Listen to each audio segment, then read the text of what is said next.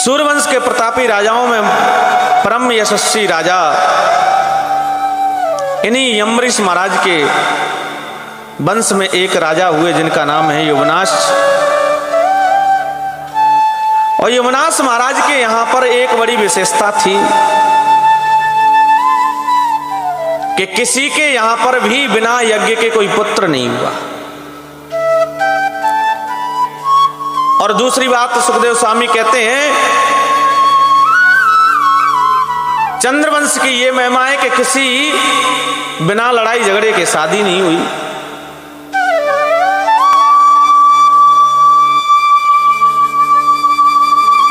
आज महाराज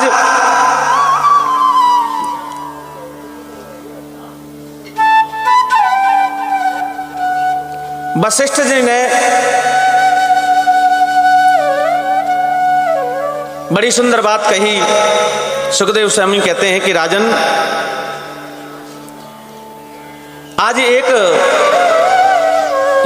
युवनाश राजा ने जब यज्ञ किया तो यज्ञ में जो अभिमंत्रित जल है उस जल को गलती से राजा ने स्वयं पान कर लिया और उस जल को पीना था पत्नी को, लेकिन राजा ने स्वयं पी लिया तो उन्हें पुत्र होता, लेकिन रात्रि में प्यास लगी तो गलती से पी लिया। लेकिन वशिष्ठ जी महाराज ने ध्यान लगा करके देखा कि राजन ये तो सब गड़बड़ हो गया। राजा ने पूछा क्या हुआ? वशिष्ठ जी बोले राजा, जब तो आपके पुत्र ही होगा, क्योंकि राजा के मन में बड़ी भारी चिंता हुई। महाराज राजा के पेट को चीर करके बालक को बाहर निकाला, लेकिन अब सबको चिंता हुई, बालक तो हुआ लेकिन बालक को दूध कौन पिलाए। इसलिए स्वर्ग से इंद्र देवता को आह्वान किया और इंद्र देवता की तर्जनी अंगुली को मुंह में दिया तो दुग्ध पान कराया, क्योंकि महाराज इंद्र की कनिष्ठिका उंगली में अमृत का स्थान है।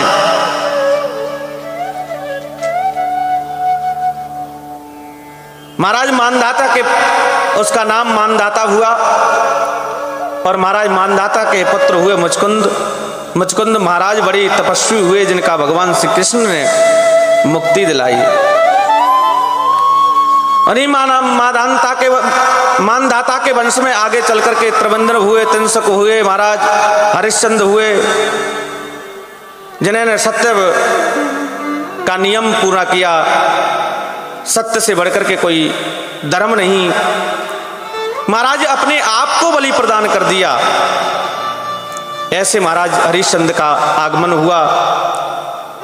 इसी वंश में आगे चल करके एक परम विचित्र राजा हुए जिसका बाहुक, और महाराज इन्हीं के वंश में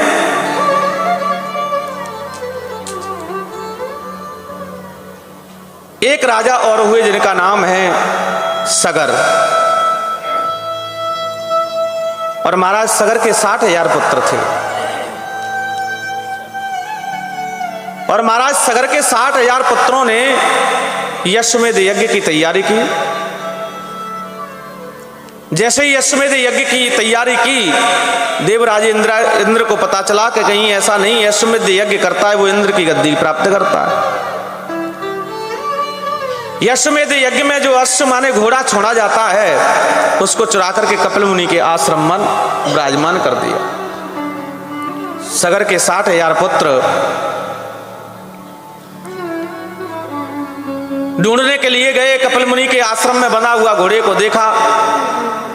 बालक बोलने लगे कि वो ढोंगी ढोंग कर रहा है, हमारे घोड़े को यहाँ छिपा रखा है। जैसे ही लात का प्रहार किया, कपिल भगवान की समाधि टूटी और कपिल भगवान की नेत्र ज्योति से जल करके 60,000 पुत्र भस्म हो गए। सगर महाराज के कई पीढ़ी में जाकर के पुत्र ढूंढते ढूंढते कपिल मुनि के आश्रम पर पहुंचे। बोले प्रभु, हमारे पूर्वजों को देखा है? बोले हाँ।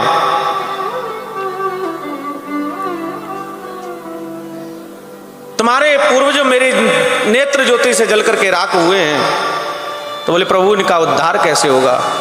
बोले उद्धार करना चाहते हो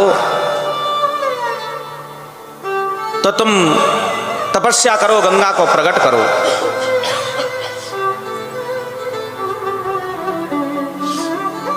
असमंजस महाराज गंगा को प्रकट करने के लिए गए, गंगा को प्रकट किया, लेकिन गंगा प्रकट नहीं हुई।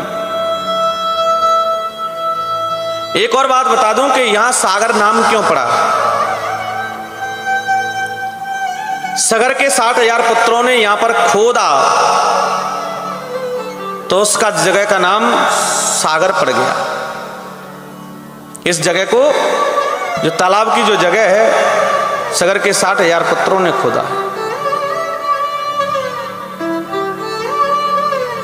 असमंजस ने खूब तपस्या की, लेकिन गंगा प्रकट नहीं हुई।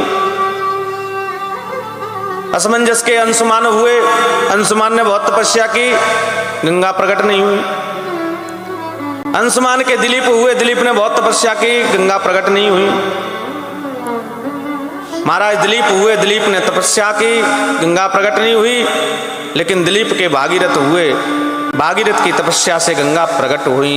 बोला गंगा महारानी की।